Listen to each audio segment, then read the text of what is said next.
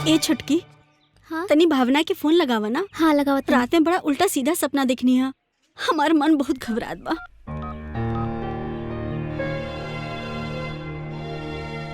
दीदी के फोन तो लगते नहीं खे माई, जीजा के लगावत तनी।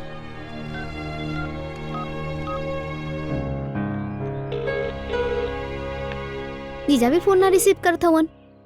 दमाची फोन काहे नहीं उठावा तारे? अरे का भइल? अरे भौजी कोनो घबरेला जरूरत नहीं है। समझी जी हमरा के बतौले बानी कि दीपक बाबू बिजी रहनी अक्सर, वैसे फोनवा ना लागत हुई। हमनी के भावना सकुशल बिया, चिंता मत करी। अरे तो इतना बची बाकी फोन ना उठावत बा। राउर भतीजी हमनी का इतना जल्दी भूल गई, हमरा कुछ समझ में ना आवत बा। अच्छा ठीक बा, राउर मन रखे खातिर हम खुदे फोन लगावत देहने। हले हाय देखो कितना लंबा उम्र बा समझी जी के। हैं भगवान हुआ के 100 साल की उम्र दे। हम फोन लगाओ तो नहीं, हुआ के फोन आ गए। अरे तो उठाई ना जल्दी, कट जाई।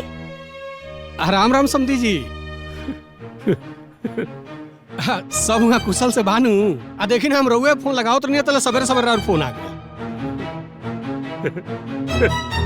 हेलो, अरे का भाई? अरे कुछ बोलत नहीं कि हेलो भावना। भावना का भइल? भावना के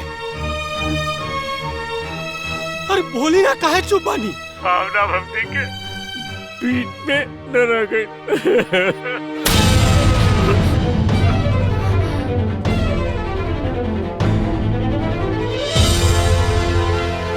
का भइल जी?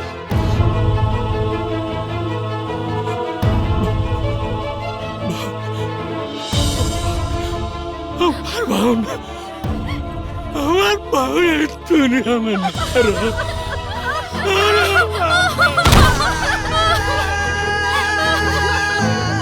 हमार भावना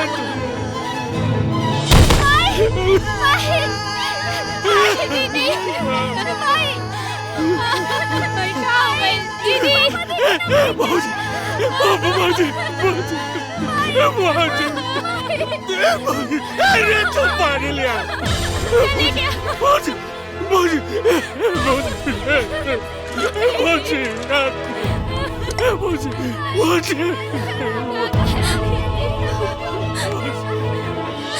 माई माई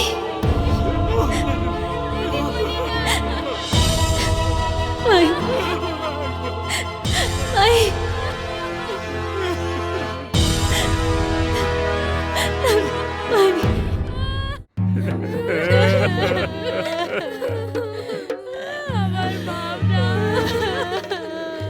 शांत हो जाइए, चुप हो जाइए, धीरज रखा भैया। अगर तुम्हारी हाल हुई तो उनकर का हाल हुई, जेकर बिटिया दुनिया छोड़ के चल गई। इतना सुंदर हमर पतो रहे, काहे भेजनी हम दिल्ली? बाबा डिम्पो, रउआ लोग देखले रहनी ना हमर पतो के कितना सुंदर नाचत, कितना बढ़िया खाना बनावत रहे।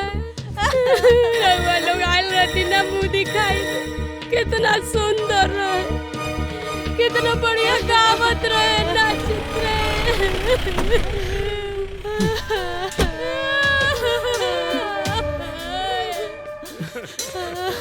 बाबूजी,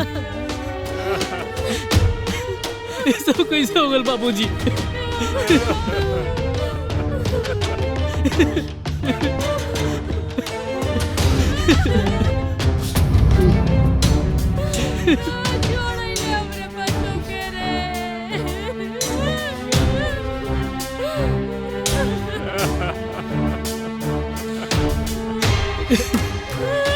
हमार बाबू का छोड़ैले बाबा के काहे ले गई? भाई बेटी ना काहे ना ले गई?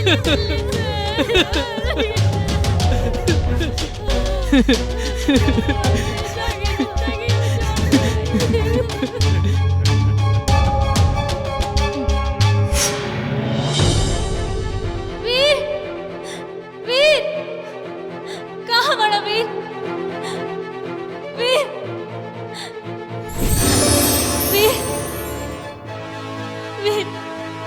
हमारे हर बात तो के गलत लागत रहे ना।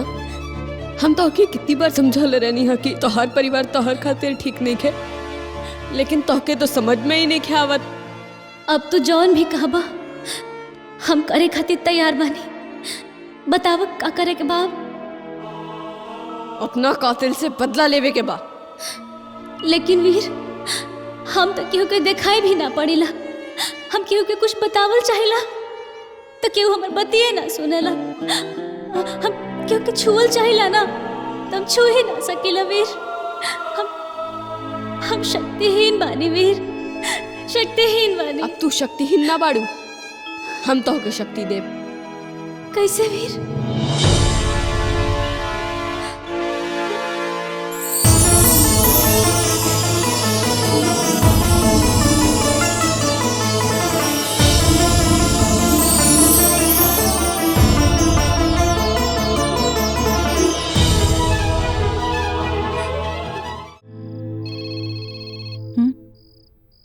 ए जा देख केकर फोन बजता।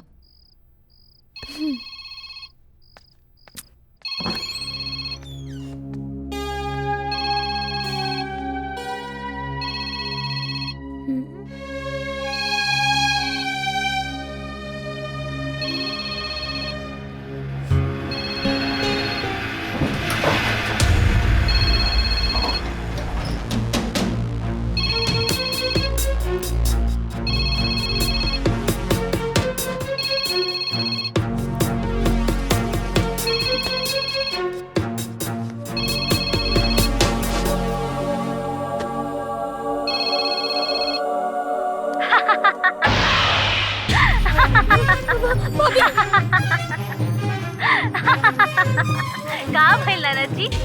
फोन तो उठाई। दीदी, दीदी, का भइल? काहे इतना घबराइल बाड़े? दीदी, मोबाइल पे भावना भाभी के फोन आवता। पगला गइल बाड़े का? भावना का कैसे फोन आवता? दीदी सच बोलता नहीं, एक बार चल के देख लाना। अच्छा, चला ना, चल। चला। कौन सा फोन? पे ई बिना सिम कार्ड वाले फोन में तोके फोन आइल बा? सच्ची बोलता नहीं दीदी, भाभी के फोन ये पे आइल रहला। चुप चुप, केहू से जाके मत बोल दिया वरना सब तोरा के पागल समझी। अब जा जा। बिना सिम कार्ड के फोन में फोन आइल बा। बदलापुर निवासी दीपक पुत्र जंग बहादुर पत्नी भावना के परिवार वालों द्वारा दहेज के कारण निर्मम हत्या कर दी गई और भावना के घर वालों को ये सूचना दी गई कि वो जलकर मर चुकी है और इस मामले को व्यवहारिक रूप से दबा दिया गया। उसके बाद दीपक की दूसरी शादी तय करके दीपक का पूरा परिवार जश्न मनाने में मशगूल है, लेकिन उसे ये नहीं पता है कि भावना उसे छोड़ेगी नहीं। टीवी पर भावना, दीपक भाई, दीपक भाई कहाँ बालू? अरे का भाई? हवा का भाई? हवा का भइल? अरे का भाई जी? का भइल बाबूजी? कुछ नहीं। अरे का भइल, का कुछ भइल? बोलब का भाई? तो काहे इतना घबराइल बाड़ो? अरे कुछ ना भाई। अरे कुछ तो भइल बा ना, बोले ना का भइल बा? पानी पानी, पानी। ए पानी लेके आ, पानी लेके आ जल्दी। हाँ हाँ हाँ, हम जाता नहीं। हाँ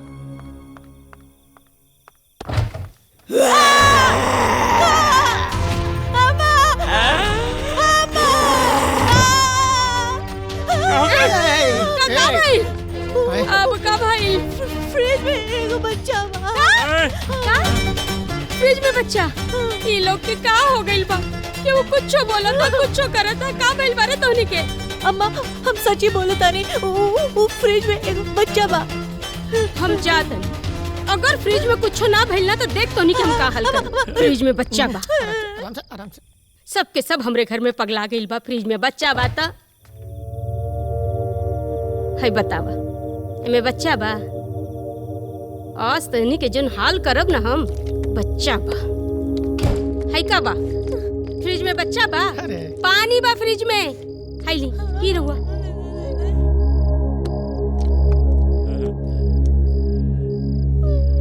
पानी बा, पी। हाँ पी।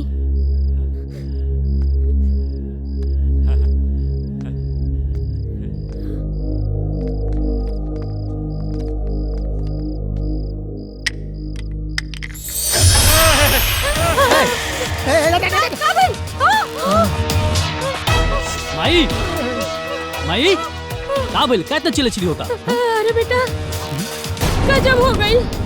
अरे डिम्पल सिंपल डरात रहे तो हम समझली नाटक करत है। डटबो कैली नन के तोर बाबू से डरौलन तो भी हमके डर ना लागल। अभी तोर बाबू जी के पिए खातिर पानी देले रहनी, पानी के रंग बदल कर खून हो गई। देख कैसे आगे खून में खून हो गई। माई माई माई जब इंसान के दिमाग में डर समा जला ना तो देखेला आम तो ओकरा दिखाई देवला इमली। खून बा माई तू लोग चिंता मत कर बाबूजी, ठीक बा? कल वाला कार्यक्रम खत्म हो जाओ, एकरा बाद हम कुछ उपाय लगाओ तनी। चल चलो चल ना माई, चल चलो चल चलाओ।